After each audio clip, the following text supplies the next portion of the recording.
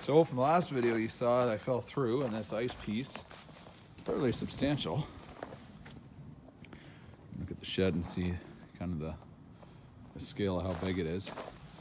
It's about 5 feet long, the longest part. That skinny part's about 1.5 feet, and it sunk down about 3/4 of an inch and flooded water on top, but that's ice cold, solid, frozen.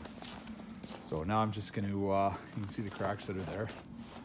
I'm just gonna put a couple of light floods on it tonight. It's -11 now. It's supposed to get +1 tomorrow and sunny. So it might slow down production of ice, but that's all right. We'll give it a flood and a couple of them tonight and help build some ice on top while it's cold. It's also freezing from below.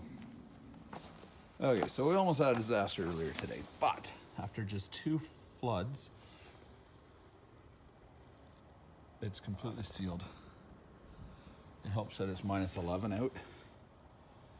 A little bit of a ridge there, but it was down 3/4 of an inch.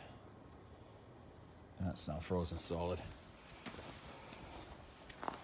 And then as the sun hits it over the next few days, and cold and warm from the daytime and whatnot, and then getting cold again at night in the different weather systems, those cracks that were there will seal right up, and this will too.